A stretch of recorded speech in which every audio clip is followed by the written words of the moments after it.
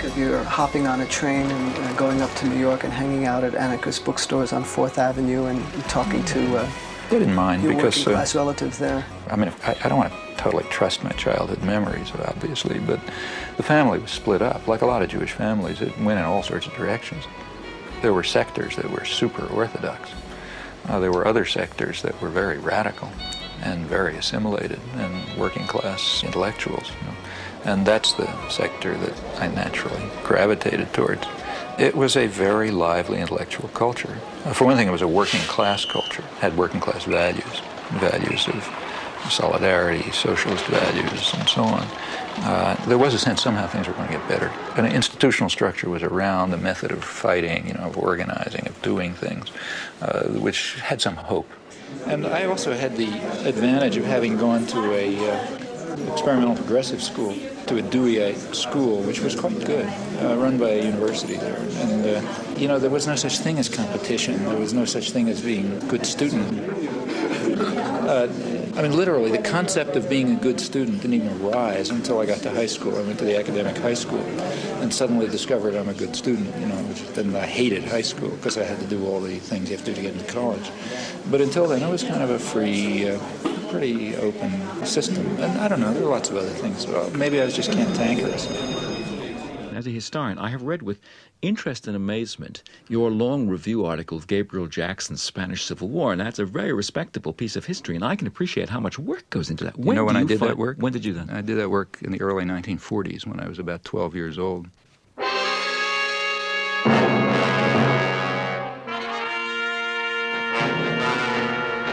The first article I wrote was right after the fall of Barcelona in the school newspaper. It was a lament about the rise of fascism in 1939.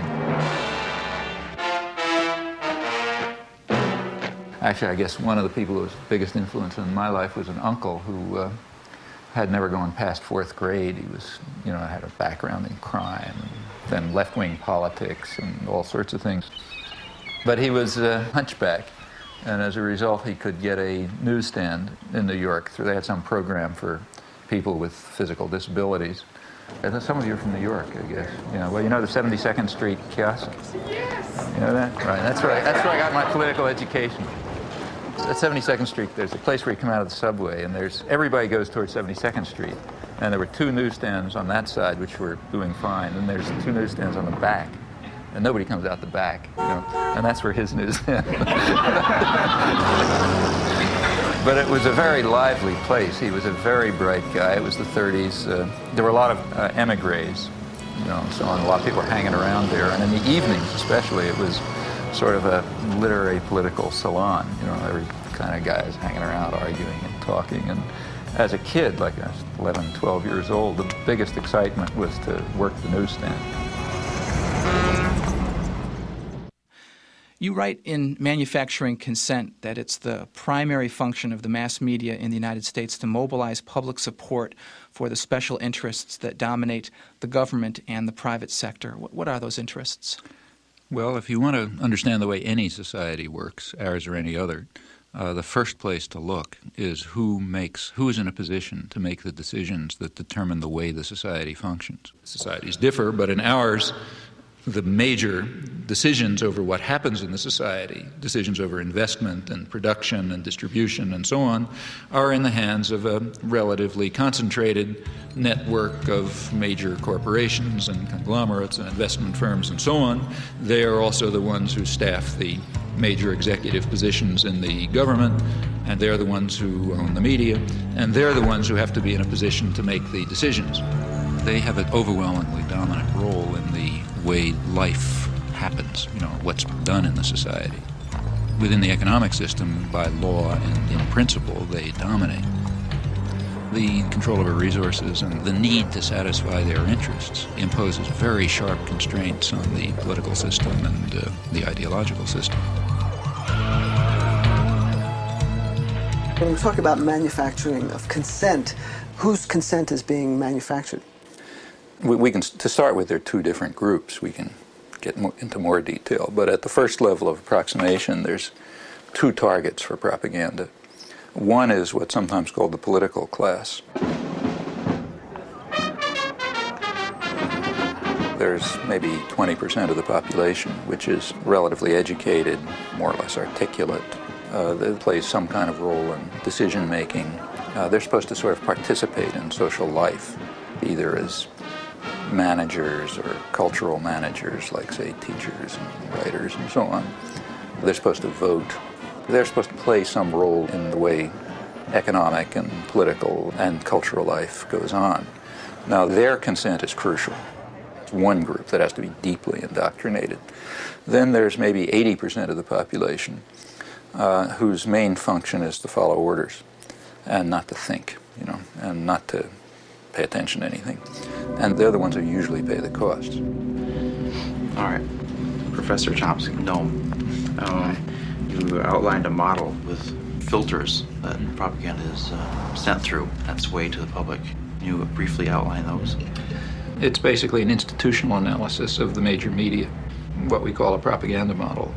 We're talking primarily about the national media, those media that sort of set a general agenda that others more or less adhere to the extent that they even pay much attention to national or international affairs.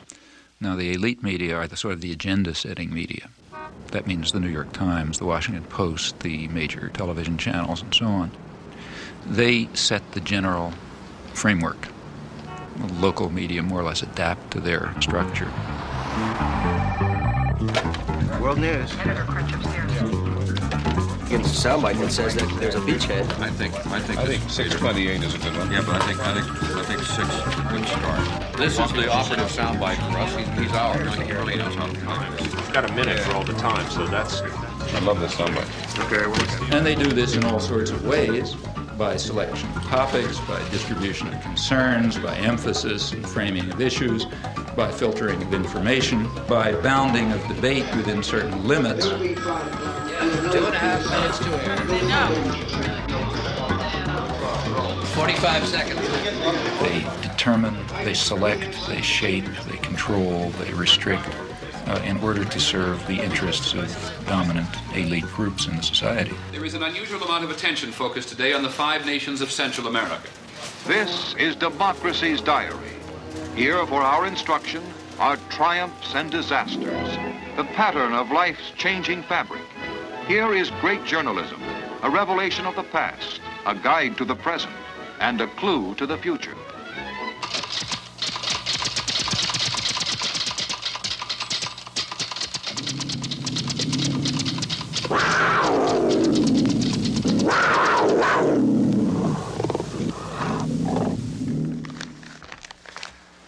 The New York Times is certainly the most important newspaper in the United States, and one could argue the most important newspaper in the world.